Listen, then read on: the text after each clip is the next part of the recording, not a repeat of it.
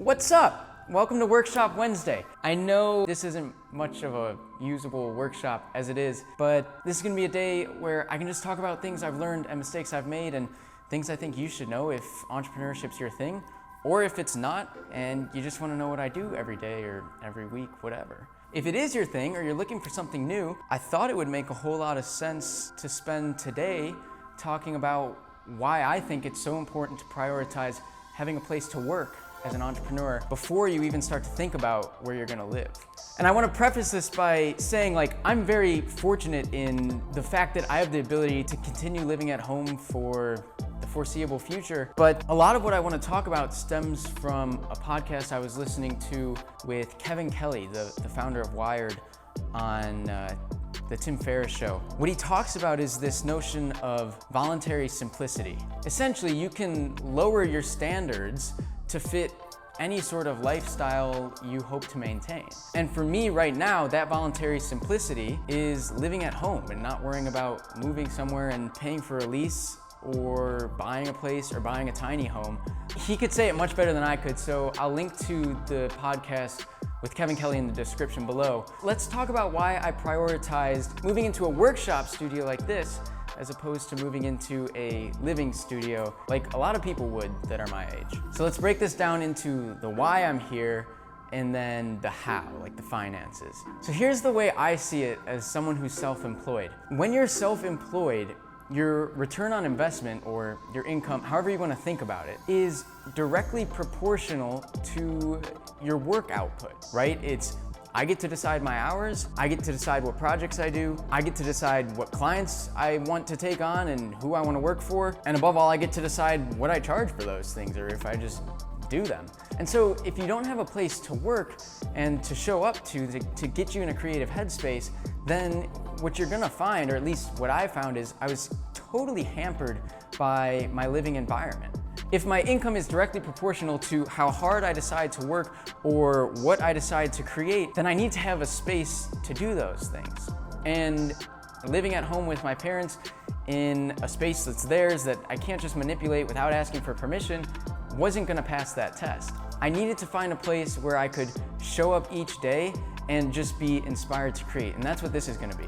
For some people, maybe that's delegating a portion of your apartment or your house to be a home studio or an office. There are more studies than I can think of that point to the fact that, working out of bed or working in your pajamas or working in your bedroom isn't the best bet to be productive, but to each their own. So in a sense, for me, this whole pandemic has been a major wake-up call. I need to get out and find my own space because I'm not creating at the level I want to be creating, certainly when I'm stuck inside my parents' house, still having to abide by their rules. So that's how this became the absolute #1 priority for me in my life. If we just looked at the two factors to be finding an apartment and finding some place to work, where, like I said, I don't do good work in a living environment, I had to prioritize the place to work so that I could show up and create every day. Now let's talk about the finances, because my guess is this seems a whole lot crazier than it is. But again, if we abide by Kevin Kelly's notion of voluntary simplicity, it's really not that crazy. So this space right here is 800 square feet. It's just under $800 a month, and that's everything all in. But I honestly don't think you need this much space, right? Let's take a home office, or in the YouTube sense, if we look at the example of Casey Neistat, right? His first studio was 400 square feet, so about half this size. Let's imagine we're in this building and we're abiding by the same cost per square foot, roughly $1. So to rent out a studio like Casey's wildly successful studio in New York, it would cost you here $400 a month. $400 a month. We divide that $400 a month by 30 days in a month, and you get something like $13 a day to be in this space. $13 a day. And once you've put it into that reference frame, I hope what you realize is, but let's say, you show up somewhere and you're making $12 an hour doing whatever. You need to work one $12 an hour shift per day to have a place like this. And to make that even more stark, I need a calculator. What did I say, 12? Let's make it way easier and say you get paid $13 an hour to do literally whatever. I was making $10 an hour babysitting 10 years ago. So let's say you find a job that pays you $13 an hour. You need to work 1 hour per day to afford a space like this, to do whatever creative things you want to do. And to make that even more stark, you need to work 30 hours in a month at $13 an hour. Please just hang in there.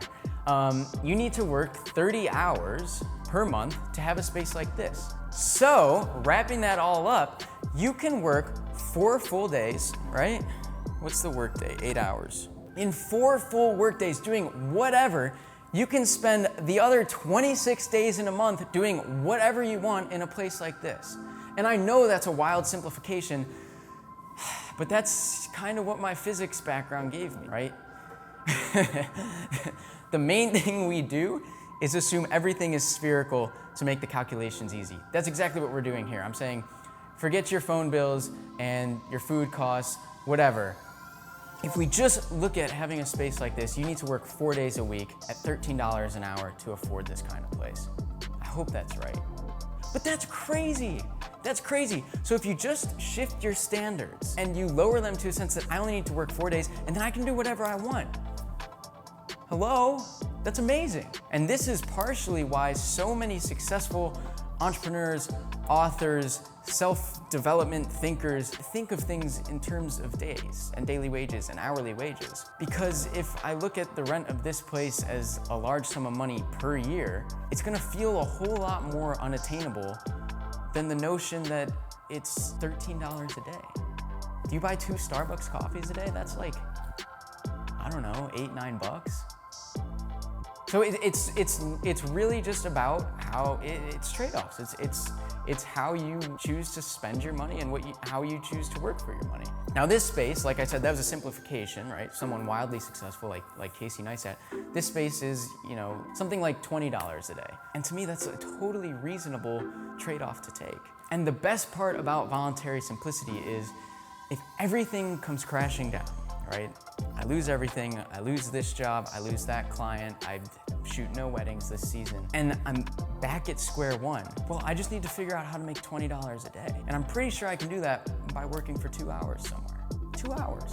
So like I said, you can work 4 days a month to have the other 26 to do whatever you want, be that create something, travel, have a kick-ass home studio, or a music studio, or a video studio, or a wood shop, or a workshop, or a garage to build cars out of, whatever you want to do. If you break it down like I just did, and you practice voluntary simplicity in other aspects of your life, something like this becomes super reasonable. And remember, if you're in your 20s or your teens, try everything, do everything, throw spaghetti at the wall, take risks, be crazy. Because like I said, if things come crumbling apart, it won't take a whole lot to live at your means if your standards and your baseline are just much lower. And of course, there are things like student loans and other expenses that make this a lot harder to compute, but that doesn't mean it's impossible. We're gonna talk a whole lot more about making money for yourself and starting businesses soon, but I wanna save that for another time. So that's it. That's why I prioritize this place to work out of.